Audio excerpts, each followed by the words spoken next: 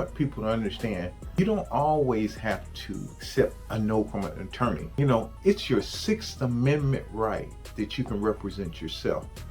So sometimes the best way to deal with a legal issue is to do a little research first. You know, what I'm telling you is, as much as everybody says you need an attorney, they can give you feedback on things that you're not doing or things that you need to do.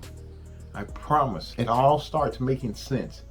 So the more attorneys that you deal with, you learn different techniques and how they do things. It's just like I go to different churches, and different churches preach the same message. But some churches preach a message that's the same, but it's different. It's more poignant, and it's more like, oh wow, did you hear that?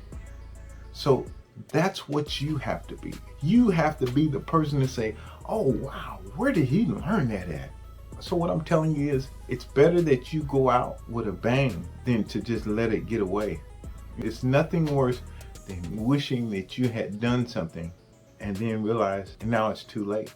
So this was Justice with Ken, and so it's okay to represent yourself.